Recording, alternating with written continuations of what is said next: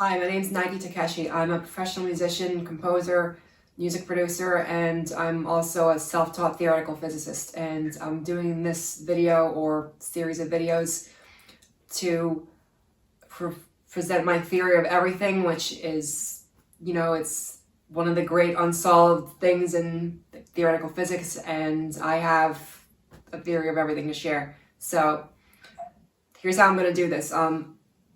This is like an introduction, and then I'm going to switch to recording myself writing out all the equations, the physics calculus equations that I got for the first 5 parts of the theory out of 9. And then after that part, I'm going to just come back here and talk about the other 4 parts because there's no mathematic stuff involved with those.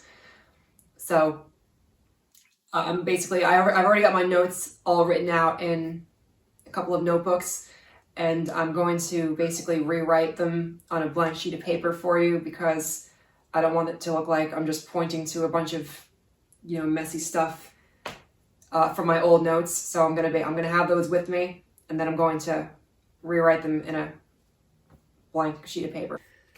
All right, so let's get this started. See, this is my old notes that I got right here. I'm going to start rewriting it, and I'll explain it as I go. So the first part of the theory is the theory of everything in integral calculus. And integral calculus, I'm not going to give like a crash course on calculus, but it's basically about like functions, and functions are basically they describe infinite change happening in a system, because calculus is the study of infinite change, just to say that briefly. And by the way, I'm doing this on the fly. I'm not going to make this into something where I rehearse it 100 times and do 100 takes. I might one day decide to do it in like a more formal setting, or I'll just do this over to make it look neater or something, whatever. For now, this is just how I'm going to start by presenting it. So here we go. So part 1 of the theory, integral calculus.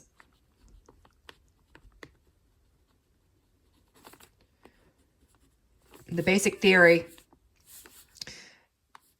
I write it like this. Well, here, function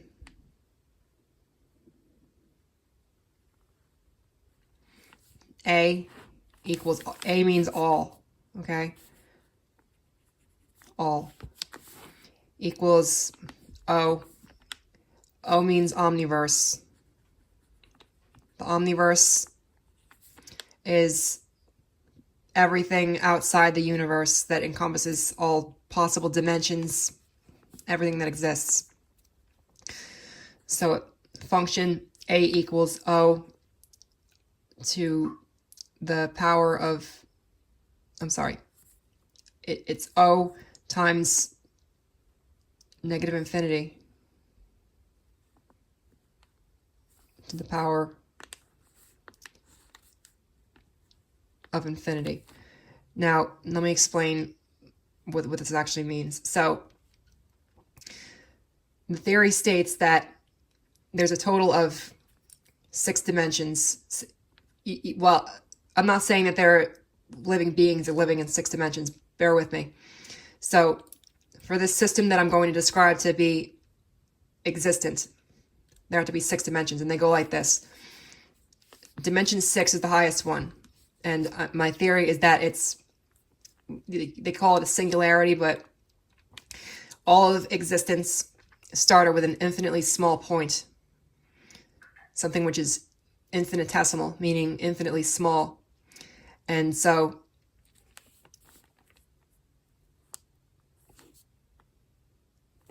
this part where I say negative infinity to the power of infinity, that infinitely small point multiplies itself from that singularity. And then from that, it spawns the rest of existence. So it goes like this. The 6 dimensions, we got 6, 5, 4, 3, and then 2, 1, and then 0. Now let me explain how all these dimensions work. I already explained the 6th dimension. It's an infinitely small point repeating, multiplying itself into infinity. So then, well, let me explain. 0 dimensions means an infinitely small point. 1 dimension is if you had, well, you know what 2 dimensions is probably. And I'm not saying that anything lives in a second or first dimensional plane, but these are theoretical physics concepts. So a second dimension is, you know, like we see in a cartoon where there's, you know, 2 dimensions where there is no depth. The depth is infinitely small. So it's like, you know, 2 dimensions. 1 dimension is like an infinitely thin line. It's got length, but the width and depth are infinitely small. So then you got the 3rd dimension, which you probably know what that is. That's where we live. And it has length and width and depth. Now, 4th dimension has been talked about by theoretical physicists before. And if you look at Minkowski space, it's sort of, it displays a plane where space is sort of infinite. There's no physical limitations to space. And what I say is if space is infinite, then in that sense, there's no space at all because there's no constraints. Like, you know, space itself is the constraint by which there is a limitation of space. You can only go so far. There can only be so much movement before you reach a boundary. That's when there's 3 dimensions. If there's 4 dimensions, then that boundaries are moved. And that would be the 4th dimension. Now, I'm getting this from, at this point, I'm going to be getting into Einstein's general relativity, which, without getting too far into that, basically Einstein's general relativity, part of that indicated that space and time are one unified phenomenon in the 3rd dimension. And they are what we see as gravity is actually the curvature of space-time. Without getting too far into the theory of relativity, I still need to study it more myself. I have a book on it. I've read a lot about special relativity, and I still have a ways to go reading into it and getting to the part about general relativity. But regardless, I know this much about it. And my theory indicates that when you get to the 4th dimension, when you remove the boundary of space, and then in the 4th dimension, you still have time, but you don't have space anymore. Or in other words, space is infinite. If you remove time, then you get to the 5th dimension, where space and time are infinite. And it's like a plane from which like anything can sort of be created.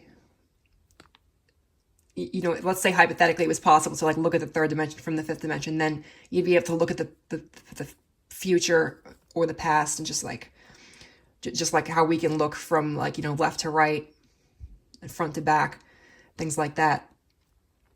And then the idea is that the 6th dimension would be the highest one necessary, because once you remove any further constraints beyond that, then you just have an open book for, like, you know, anything can be created. That's just, you know, the plane from which this whole system would be created from scratch. Just the idea of an omniverse, a thing. That's where it just spawns from. And that's where the laws of physics would all have, you know, been conceived from. And then everything else sort of trickles down from that. So that's the basic idea. And let me get into the second part now. So the second part is differential calculus, the theory of everything in differential calculus. And in differential calculus, without getting too far into calc, it's about derivatives. Functions, they have derivatives. The derivative of, I think it's the derivative of velocity is acceleration. To give you like a physics perspective on that, it's just something from which another statistic emerges, something which influences another statistic. So basically, in the theory of everything, I'm writing A equals what I call the ultimate derivative. So the ultimate derivative being the thing which is just the ultimate bottom line, so to speak, of all derivatives. Where they all end up, the derivative, the ultimate thing, which is the derivative of every other derivative, and that's just ultimate derivative to the power of infinity. And then the other one is, I call this I never heard anybody else use this term, but I say inderivative. That's just a way of saying the inverse of a derivative. And then I just write I to the power of negative infinity. Okay? So now this next part is really significant. This is the part in series calculus. So here, I'm going to remember this differential.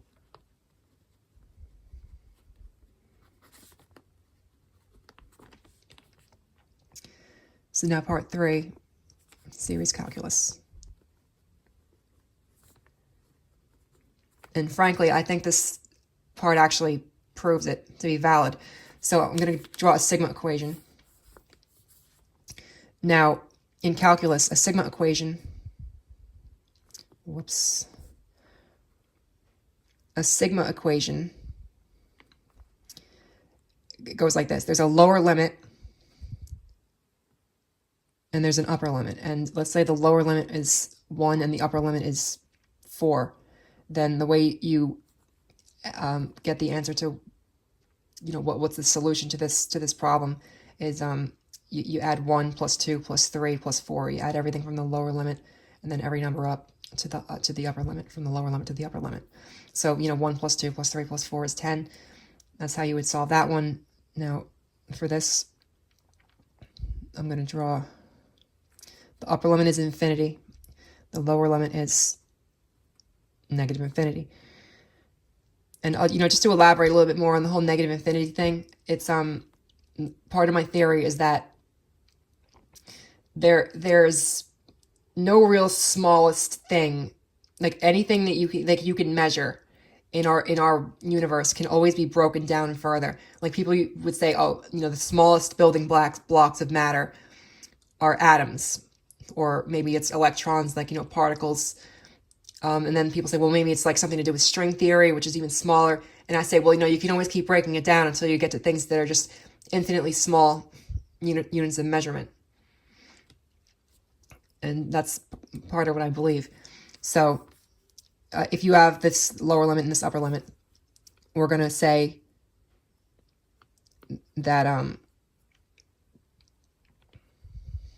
we have to add everything from negative infinity to positive infinity. So what we're going to do is we're going to say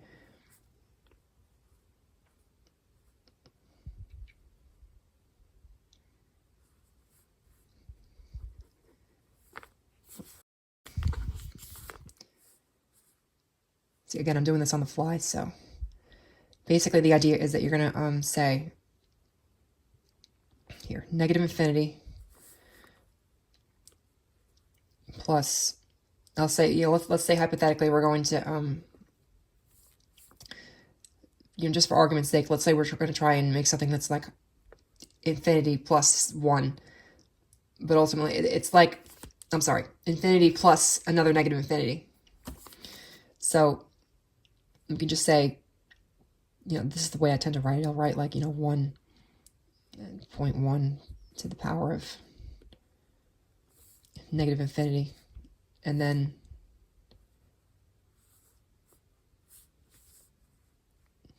here.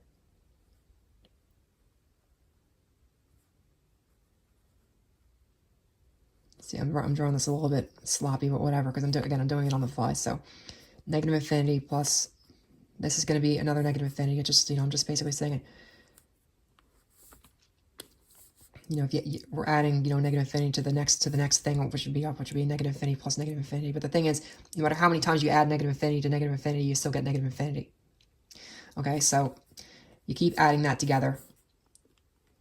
The same thing over and over and over again.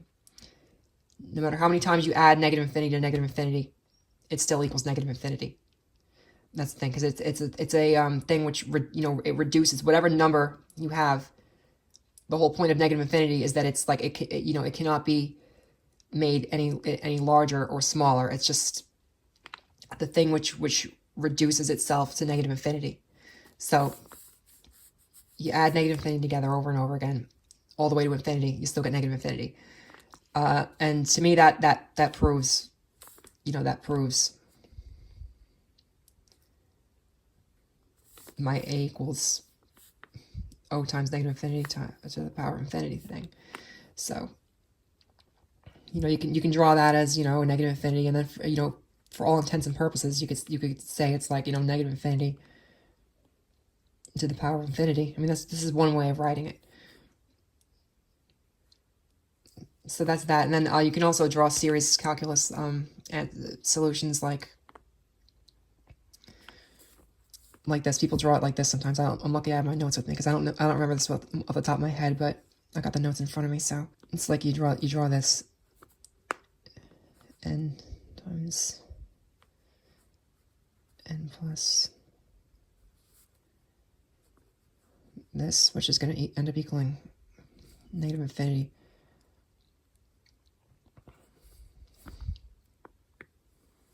over 2, 1 for each n.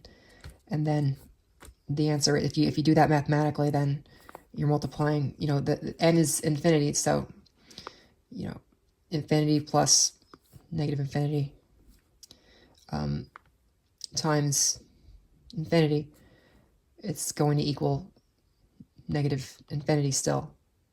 Because, a negative times a positive is a negative, right, in mathematics. So, and like I said, negative infinity, no matter how many times you add an infinity to negative infinity, it's still going to equal negative infinity. No, you can add negative infinity to itself infinite times, it still equals negative infinity.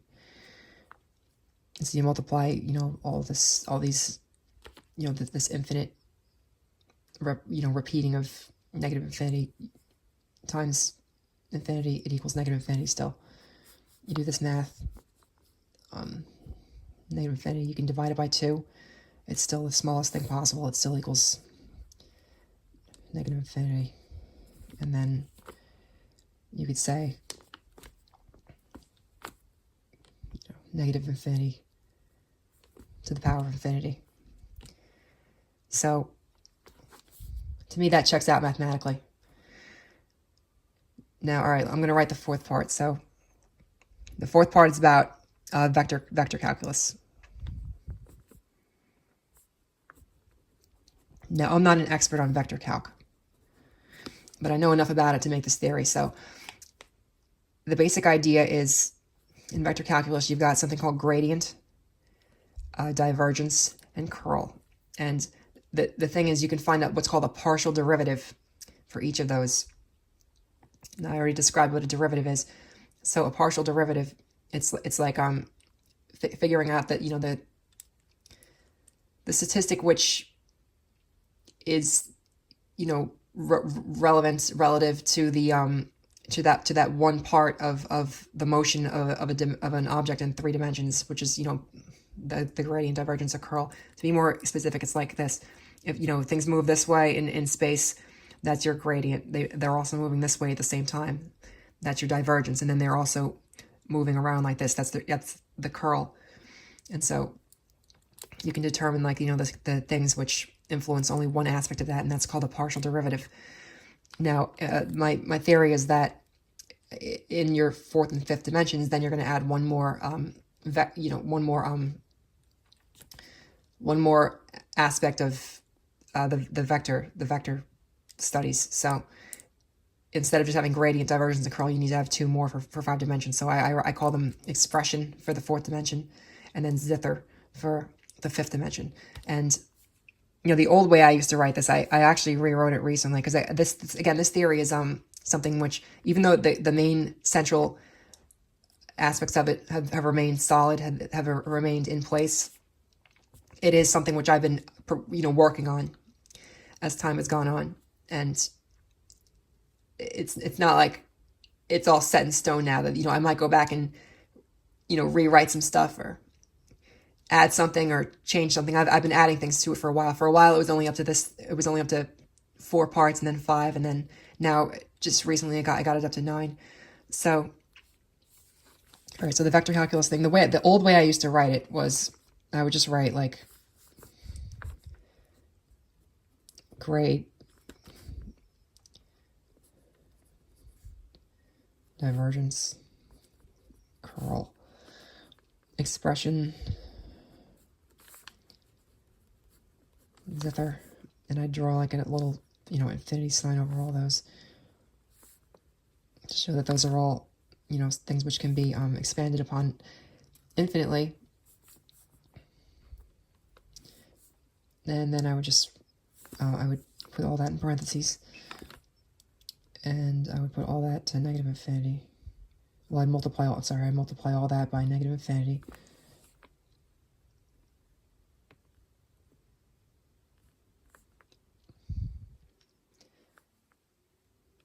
To the power of infinity, and that was like, the same thing, equals a, which is, equals this omniverse times negative infinity to the power of infinity. That's the old way I used to write it. So the way I write it now is I do the sigma equation. And this part's a little extensive, actually, because I also have, I write it in terms of the differential calculus part. So the sigma version, bear with me here. So I'm going to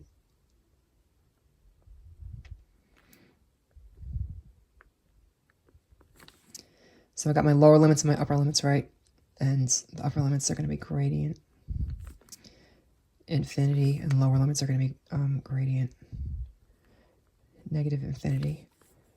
And then we're going to have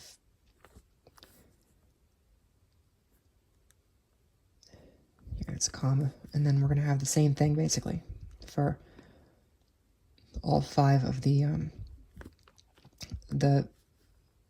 vector, whatever you call it, the vector traits. What do they call it? The vector identities. Yeah, vector identities. So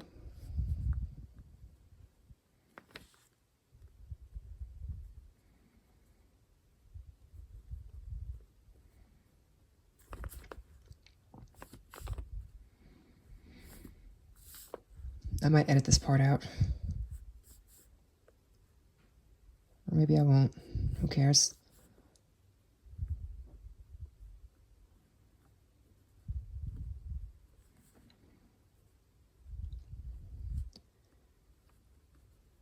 You're just watching me right now. Okay.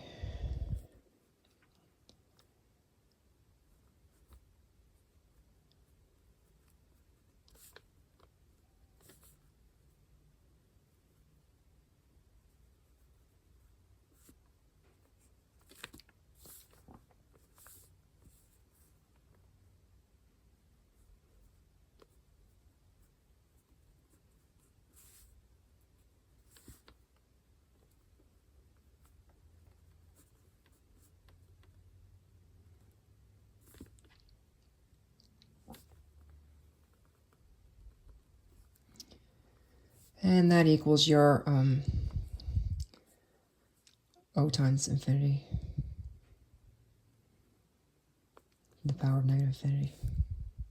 I'm sorry, I'm sorry. O times negative infinity times the power of infinity. Okay. So this is how it goes. You got in the vector calculus part, this is for the integral calculus part, you got your sigma equations, and you got lower limit for the gradient negative infinity, upper limit gradient infinity, and the same thing applies for the divergence, the curl expression zither. I'm accounting for the partial derivative versions of negative infinity to infinity all the way up to the 5th dimension, and then all that in existence equals it's the equivalent of the entire omniverse times negative infinity to the power of infinity. I'm saying that accounts for everything there is. Although I could also say that it also makes sense to multiply this. If you're going to bear with me on from a mathematical standpoint, then I can also just say negative infinity times this equals this. So, okay, the next part, well, more vector calculus, basically. I'm going to explain the differential calculus, the ultimate derivative and the ultimate inderivative. And so the way they draw what's called the standard derivative of a function, they'll draw this upside down triangle here.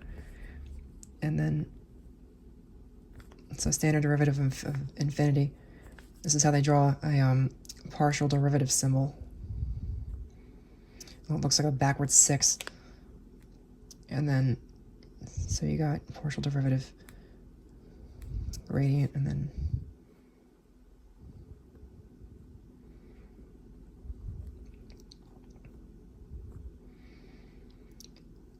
partial derivative divergence, and then partial derivative of curl. And you got partial derivative expression, partial derivative zither, and put all that in parentheses, and all that to the power of infinity equals the ultimate derivative to the power of infinity.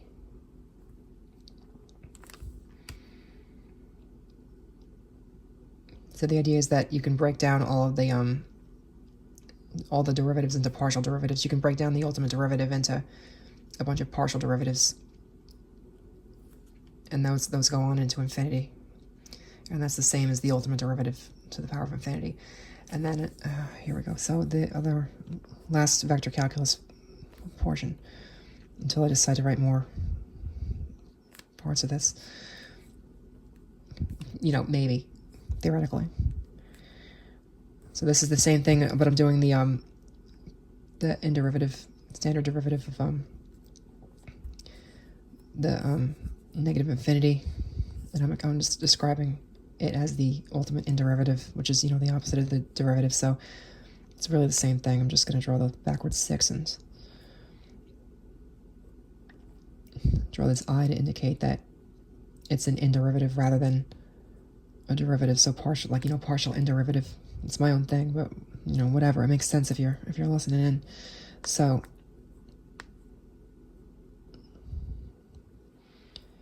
here we've got same thing, gradient, divergence.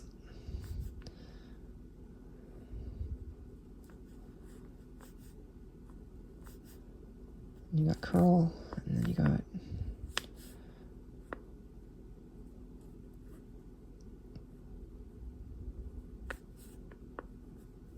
expression.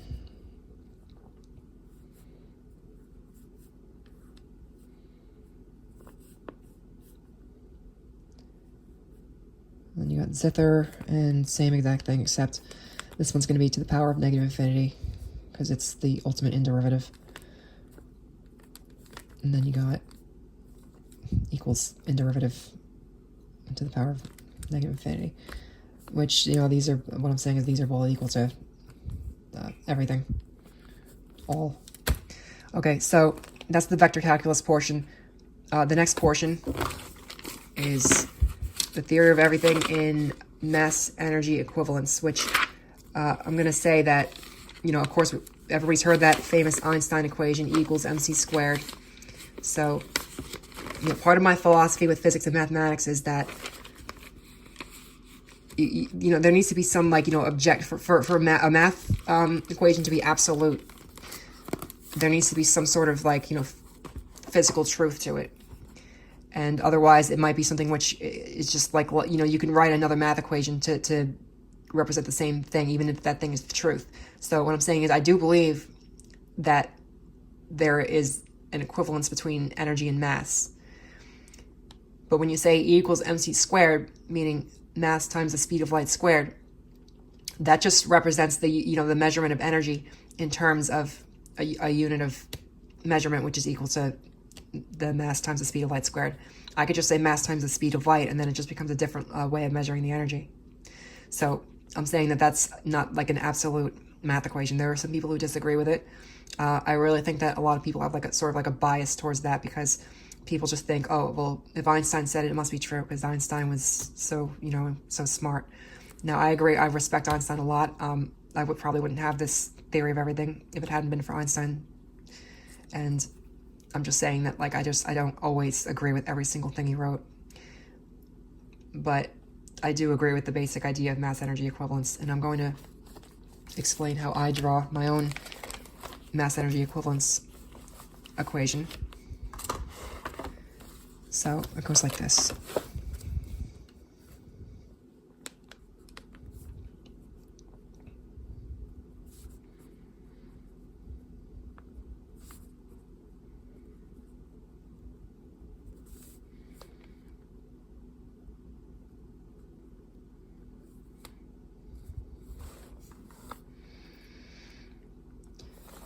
I got the notes right here. So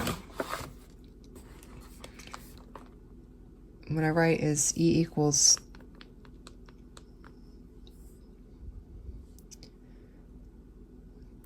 with the Big Bang Theory, the Big Bang Theory states that the universe grew from a point, a infinitely small mass, and then it expands infinitely. And my impression is that it expands at the speed of light, because otherwise, it wouldn't make sense for light to be, if the speed of light is the fastest speed, the universe expanding has to match that. Otherwise, I mean, how could there be anything that goes, that's able to outpace the thing which contains it, being the universe? So despite the fact that the universe is very, very large and it's infinitely expanding, it still has a finite size. And I measure that as, well, I got E equals, T is going to be time, because, as time goes forward, the universe increases. And then we've got T times C, which is the speed of light, because that's the speed at which it's increasing. And then you've got S, which is the current size of the universe. And I've got the T and the C to explain that it's, something which is a continuously changing variable. So it is this is basically a differential calculus equation. And then you've got S times negative infinity.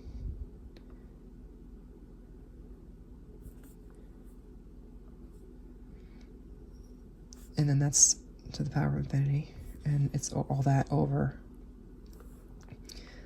the mass. And the mass is, I'm going to say that that's equal to 1, because I'm just using that as a way of measuring the mass of the universe being one universe's entire mass. So that's why I say, for argument's sake, we're going to say that mass equals 1. And that's how we're measuring it. I'm not measuring it in terms of, any typical way that people measure mass. And so then, being that the mass and energy are going to be equivalent, we've got mass equals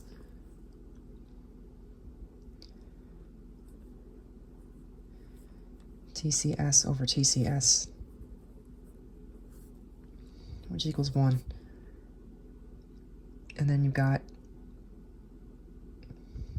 the energy equals 1.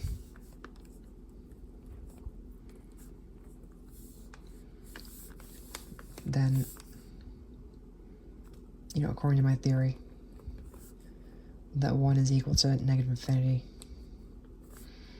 to the power of infinity. And then if you multiply the speed of light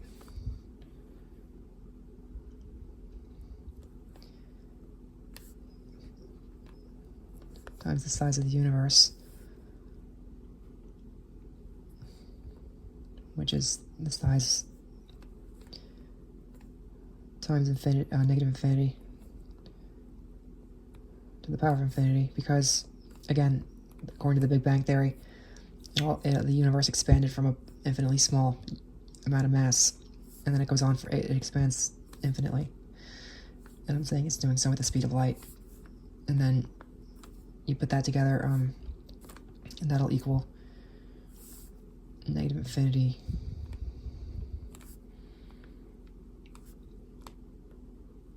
to the power of infinity over the mass, and the mass is 1, and 1 goes into that.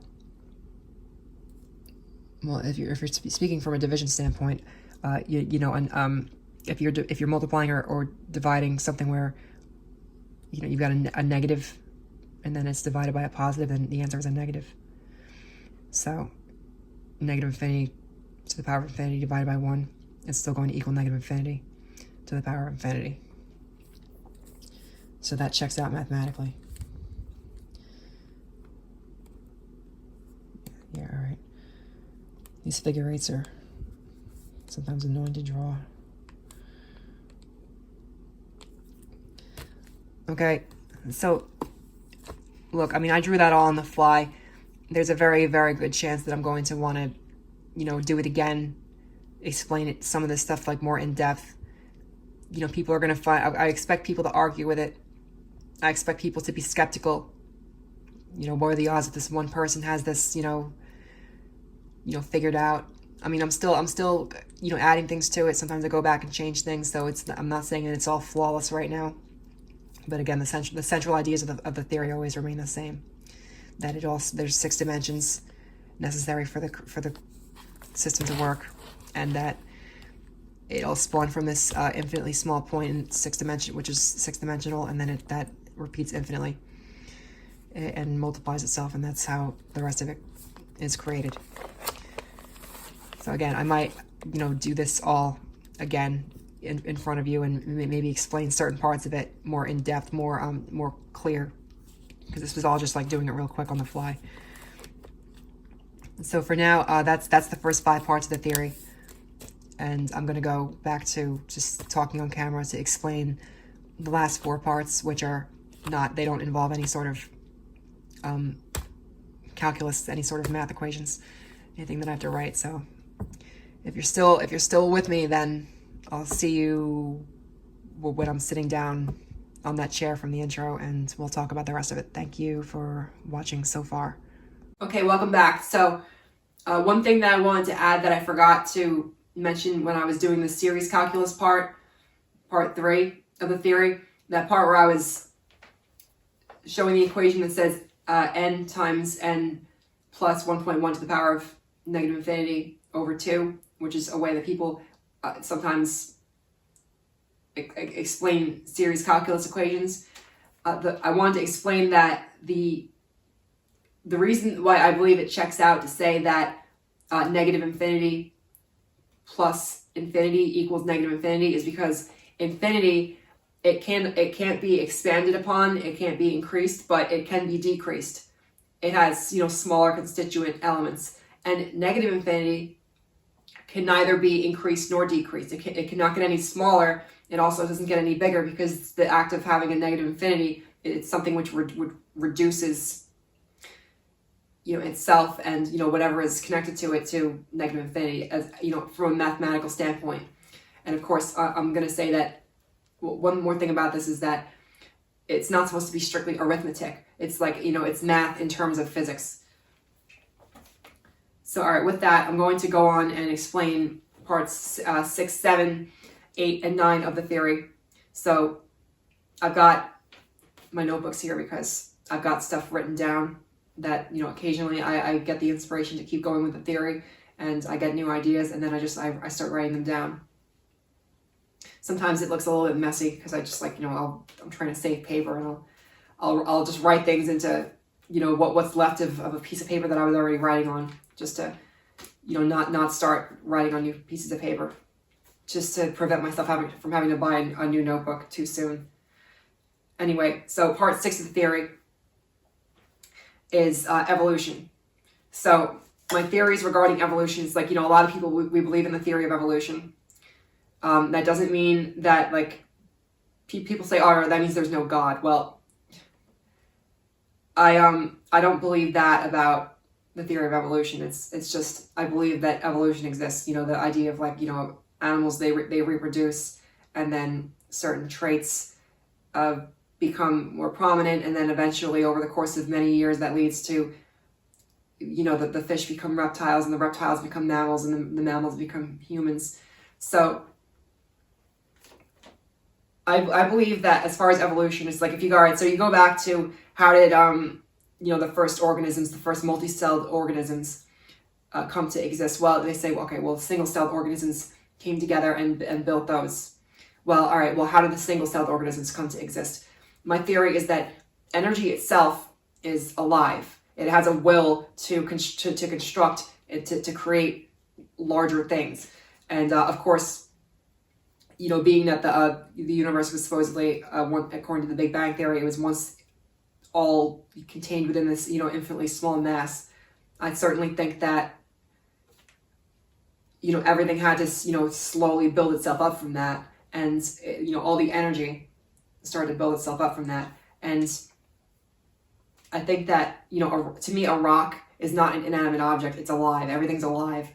Energy is alive. And so it you know, comes together, and eventually it creates, you know, single-celled organisms, and then those create bigger things. That's also how, like, you know, the planets are formed. It's because the energy, you know, comes together. Eventually it builds into molecules. The molecules build into rocks, and the rocks become planets, basically. So that's the evolution aspect of the theory of everything. That's part 6. So now part 7 is sound. And I wrote this down one day. You know, I squeezed this into a piece of paper. I actually came up with this after I was spending some time playing one of my synthesizers. So, all right, Theory of Everything Part 7, sound. This is what I wrote. The movement of atomic energy, molecules, etc., creates vibrations through matter, such as air, liquids, or solids, which are essentially subatomic energy units, sending momentum to each other and moving one another. From an auditory perspective, these ripples are interpreted as sound waves, as the perpetual force is audible at a subatomic level or to human hearing if it is plentiful enough. Sound waves caused by movement of particles disperse but never die out completely, moving into one another across the universe. All sound waves continue to move down to infinitesimal units of measurement. They change courses only when influenced by another wave of force. If a particle did not move, other particles would collide with it, stopping also and creating a continually growing mass, which would eventually develop a large gravitational pull, serving as a counterweight to all other gravity in the universe, resulting in an eventual big crunch. And a big crunch is, it's the opposite of a big bang, basically, where instead of everything expanding, everything just sort of comes together and compacts, and I guess that would be the end of the universe, is the idea. So that's part 7, sound. I mean, I can, you know, explain that again with, like, different terms, you know, say it more casually. That's the way I wrote it down. That was, like, my official thing, how I wrote it for the first time anyway. So moving on from that, I wrote parts 8 and 9 very recently, actually. Part 8 is the energy containment field theory. Okay, so the size of the universe growing since the Big Bang indicates that the mass equivalent, parentheses, equivalent to its constituent energy, the mass in the universe could not originally fit therein within the size of, you know, the size of the universe when it was really small. So the energy in the universe is increasing. The energy in the universe is increasing, that's what I'm saying, and it's radiating from the outer field which contains the universe, and it grows. It's supplied by the infinite energy of the fifth and sixth dimensions. The idea is that the fifth dimension, I mean, part of the whole theory is that the third dimension, the infinite aspect of the third dimension, you know, the universe increasing, comes from the idea that in the fifth dimension, space and time are infinite. There's this, you know, infinitely growing, you know, source of power, source of energy, and that's being channeled into this dimension. You know, that's where the infinity comes from. You know, the infinite development of this universe. So basically, this energy containment field thing says that as the universe grows, there's more energy. That you know, the universe being contained within a certain field of energy, there's energy radiating into the universe from that field. Because you know, the idea is that outside that field would be a higher dimension. If the entire universe was once, you know, so small according to the Big Bang Theory, well, how did everything that we have inside of it now, how did all that fit inside there? Unless there was, you know, energy, which then, you know, becomes mass, as it, like I said, with the evolution part of the theory, all the energy starts to just stick together and create bigger things. It doesn't make sense for all the things in the universe to have fit into that, you know, infinitely small mass, that infinitely small, you know, area that was supposed to be present, you know, at the, you know, beginning of the Big Bang. So it makes sense to say that there is a source from which more energy is irradiating into the universe. So that's part 8, energy containment field. And the last part that I wrote down so far, because I might do more in the future. I mean, I'm hoping to. It's like, this is still definitely something that I intend to work on and intend to hone, to refine. So, all right, part 9 is the existence of the fourth dimension. An argument in favor of the idea that a fourth dimension actually exists, and it's not just you know, a theoretical physics, you know, thought experiment. So, all right, so some people are known to have the ability to think or dream in 4 dimensions. While one might say, if it is only perceived in your mind, it does not exist. Another method of thinking is to argue that one's thoughts cannot be said to have no existence in any form whatsoever. I mean, it doesn't really make a lot of sense to say that your thoughts don't actually exist. I mean, your consciousness is a thing. You can perceive it. Okay? So, while this could be considered a philosophical argument, in addition to a physics theorem, the statement put forth here is that a fourth dimension exists simultaneously with the third, as a plane where space is limitless, and being that space is a limitation, it does not exist in this plane, while time still does. Which is, you know, I've already said that in my description of, you know, fourth dimension, fifth dimension. This plane, at the very least, can be said to exist within consciousness, where some part of one's mind, but not body, is present. That's my argument for the existence of a fourth dimension. It exists somewhere within our minds, within our consciousnesses. And we exist within it in some sense, even though our bodies don't. Okay, so with that, that's everything I have so far. Anybody out there who wants to ask any questions, like, I'm happy to make more videos about this in the future. And I think I should, because I mean, I did all this on the fly, and it's just like, I wanted to just put it out there for the first time. And if people like it, they like it. I mean, I'd appreciate it if you didn't, like, you know, send any, like, straight up hatred towards me. And, like, if you're gonna, you know, argue with me, I'd ask that you just, you know, be polite and respectful. I don't expect people to just, like, you know, immediately accept this. I definitely would, you know, I think it's normal for people to be skeptical of it. I think it's normal to be, you know, just wondering, like, you know, what are the odds that this is actually, like, you know, this one individual who came up with this, what are the odds that I'm actually right, and that this is the theory of everything that'll, like, you know, last.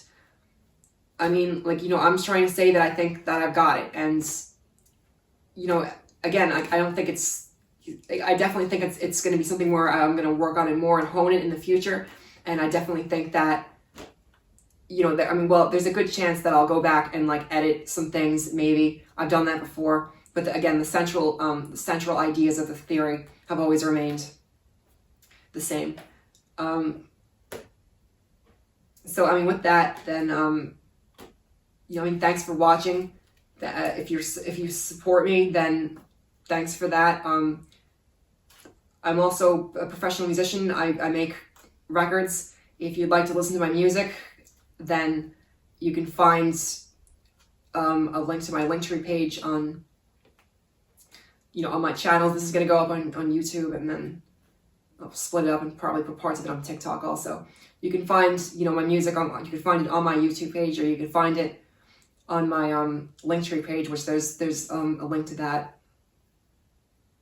in all of my profiles on social media. So if you want to check out my music, you could do it on YouTube, you could do it on whatever streaming service you like.